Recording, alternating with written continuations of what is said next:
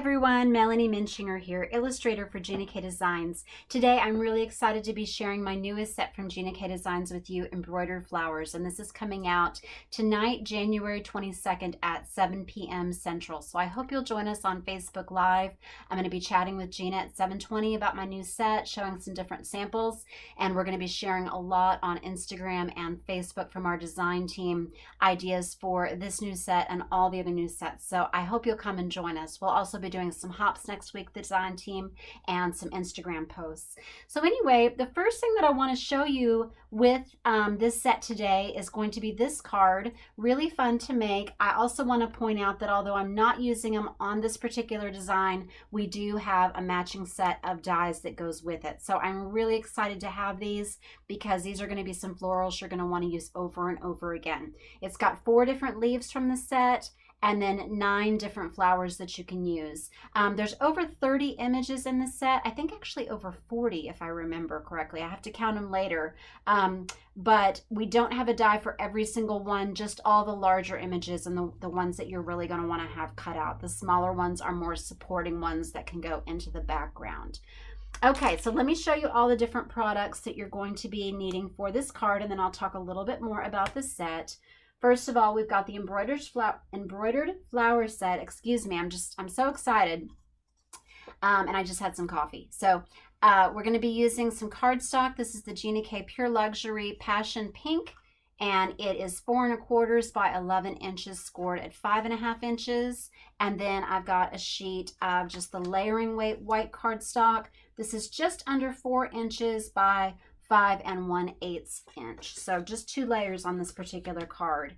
The ink that I'm using today, it's all Gina K ink. I'm going to be using some of the little cubes. I really like this for inking up some of the smaller image, but then I've also got some full-size pads that we're going to be using just because I don't have a cube in every color.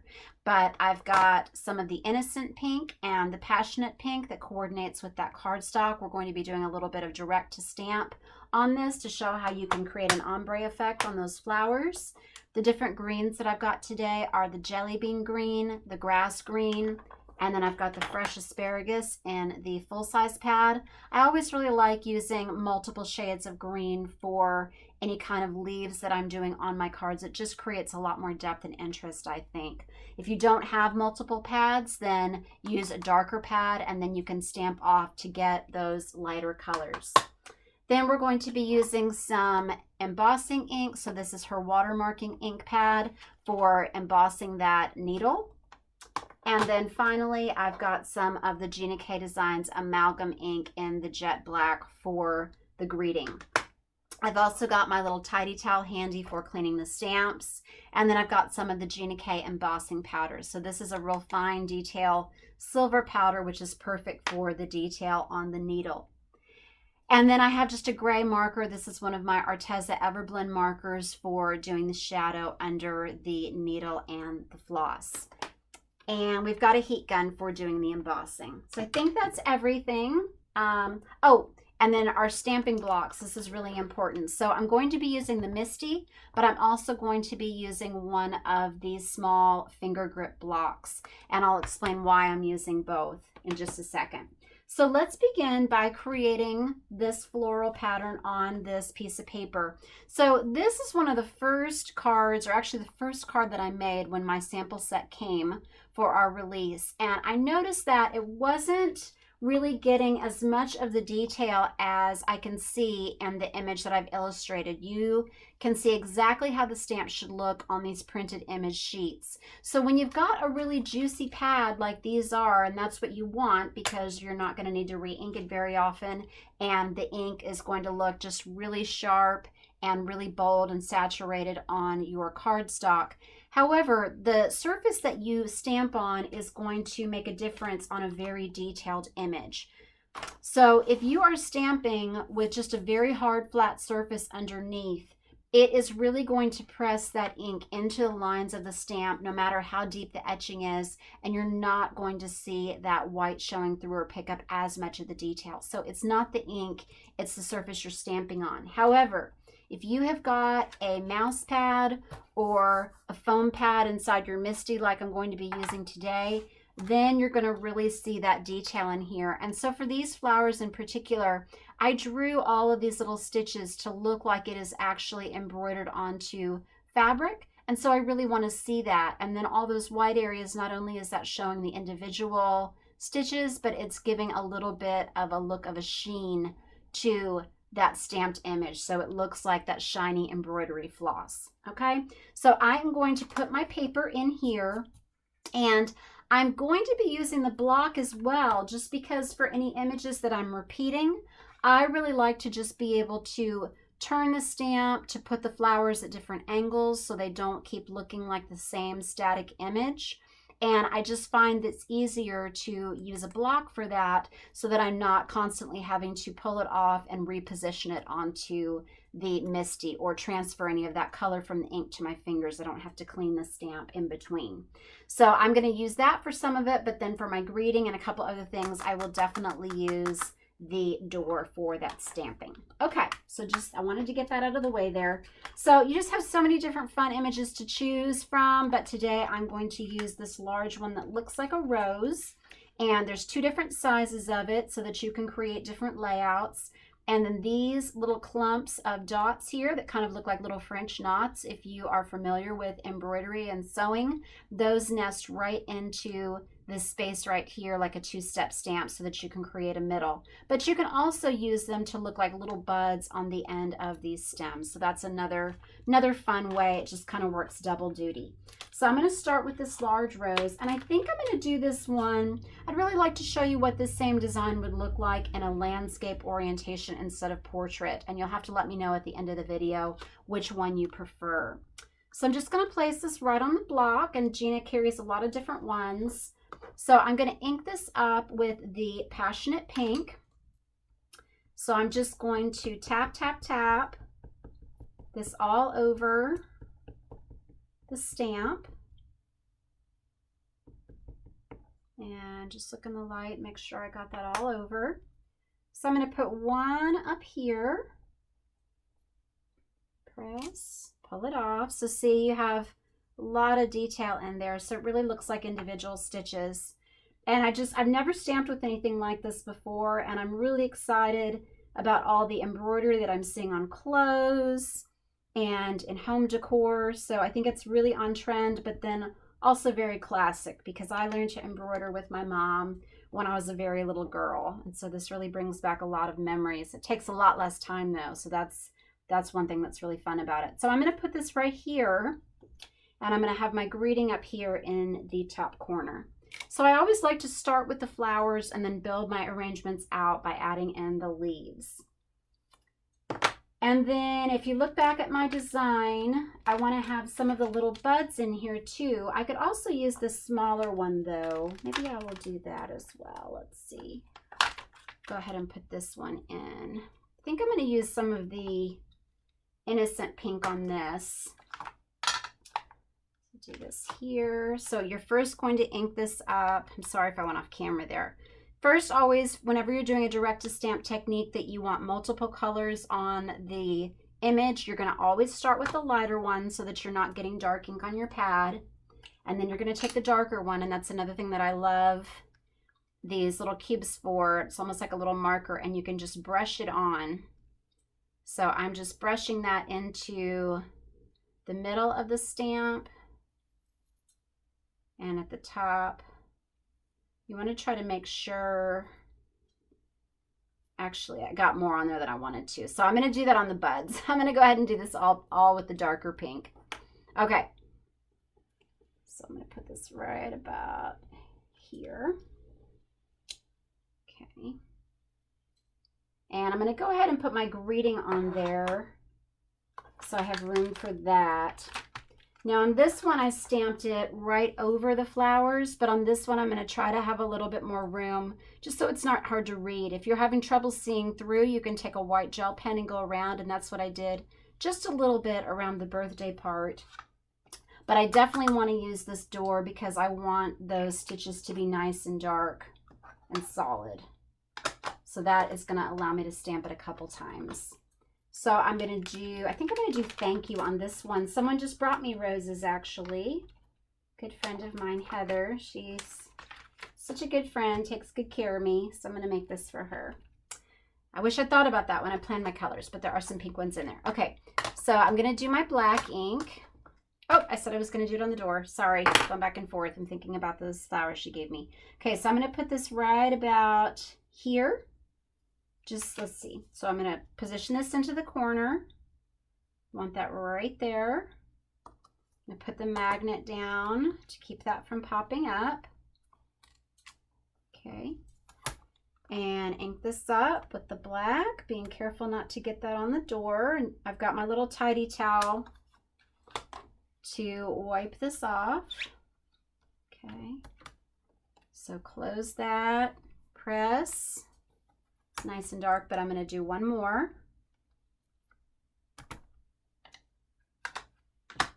One more time. Okay. All right. And I intentionally try not to make these look too perfect because I really want it to look like it is hand stitched rather than machine stitched. Okay. So let's go ahead and let's add just those little centers. And I used yellow on the other one, but I'm going to use my greens here. So I'm going to take this Jellybean green and put that on the smaller one. And then I'm going to take, I should flip this over, I guess, so I'm not having to keep digging under the sheet. And then I'm going to use some of the light green on this larger one, and then just tap the bottom, just kind of roll a little bit of that darker green on there. Okay, and I'll do that again, this time just with that full strength. Actually, I think I want this one to be the fresh asparagus. So I'm just going to tap, tap, tap.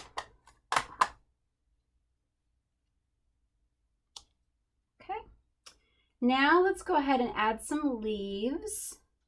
I think I want to do this little bud. So I've got this right here. Put this in here. Okay, and then this is the little piece that goes with that. So I'm going to ink this one in the 2 shades of pink, like I did on the first card. So all over with the pink, and then just at the bottom there so that you get that graduated color. And that just nests right on top, like a little bud. So you could put a couple more of those if you want. I might do one down there. But I want to add some of this greenery here. Now you can use all the different leaves that I have with these flowers. Don't feel like you have to figure out which one goes with which, but they usually have a pretty large leaf. So I'm going to take this one and I am going to put this aside. Put this up. Okay, so I'm going to just ink this in this green. There. Okay, so you can see that. And then let's do this in the lighter green also. Going this way. Okay. And then let's fill that in with just some of the smaller images. So I think I'm going to use this little one. And I'm going to use this lighter one. So tap that all over. And put this, let's see, right about. You can do some masking if you want. Oh, and I got a little bit of that pink on there. So I'm going to cover that up with, let's see, I have a lot of different little filler pieces that I can use for boo-boos and just to give that more interest. So I'm going to go just right over that little pink mark with these little vines. And this is making nice filler like you would have in a bouquet. Okay.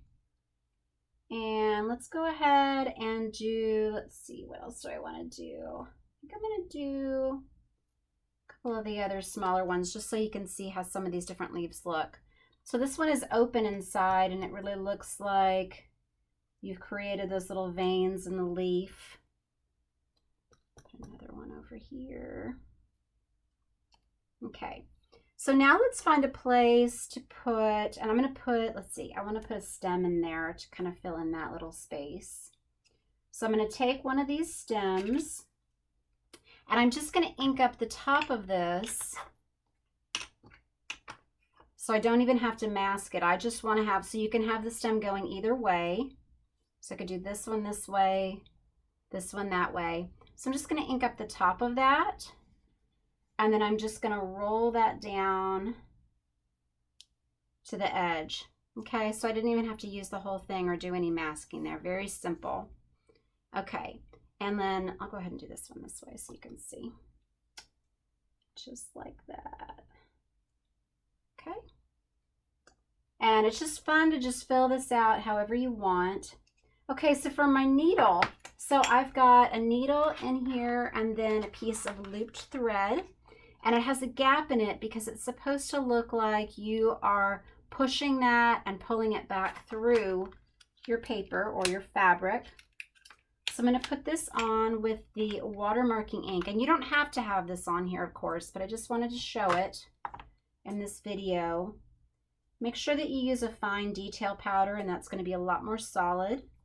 You want to make sure that this is straight, it's flexible. So the best way to get it straight is to just put it on your work surface so that it straightens out and then press. Okay, so I'm going to have this, I think, going, let's see, have it going through somewhere that you want it to look like you're going to have a stitch. So I think I'm going to put this as if I'm doing it right here. Maybe, let's see, where do I want it? And you want to pick out what color thread that you want to go in that loop. Maybe I'll put it down here. Let's see. Just having to think about this for a second since I changed my layout up. You also want to have it pointing so that it's going the same direction as the stitches. I'm going to just put it right here. Okay. So I'm going to put it just like, let's see. I'm going this way though. I'm going to do it right here actually. You can also make it look like you just stuck it into the project and you're leaving it in that fabric for later. Okay, so I've got some scratch paper. I didn't mention that before, but just so that I can catch my embossing powder and then funnel it back in easily. And just make sure you can either wipe that down with a little embossing buddy or a cornstarch sock or a fabric sheet to really get that static off. I didn't really need to do that though today. Okay, so I'm going to heat this up with my heat gun. It's just going to take a few seconds. I want to move it around so it's not scorching my paper.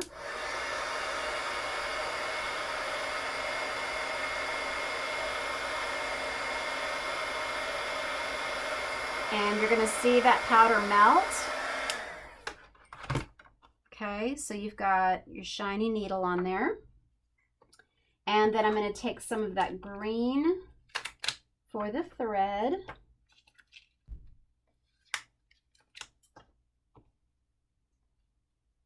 So I'm going to do this lighter one, this Jellybean green.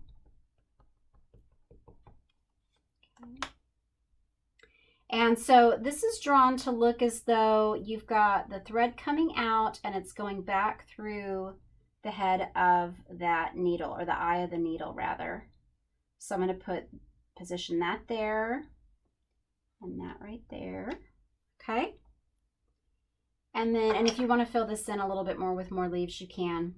And then I've got my gray marker here. So what I'm going to do is I'm just going to create just one little line running perpendicular, two parallel lines but perpendicular to that needle to look like it is stuck through, and then just small little shadow right there under the needle. and under the thread.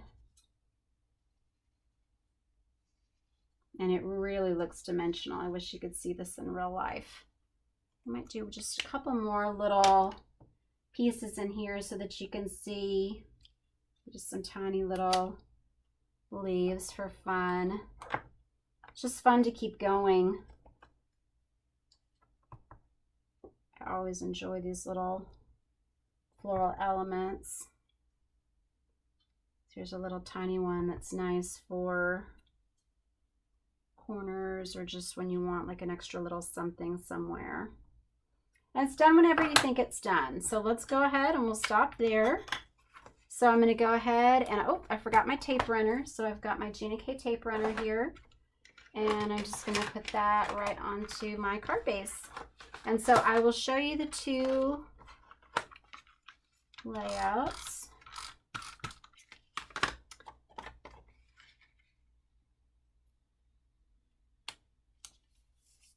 That's it. So fun. So I hope you enjoy these samples and are excited about all the things that you can do with embroidered flowers and even different projects that you can make look embroidered, not just cards. Please come visit me on my blog, Hands, Head, and Heart. Check out more of my videos that I've got on my YouTube channel, and we hope to see you tonight at the Gina K Designs release party. Thanks for watching so much today. God bless.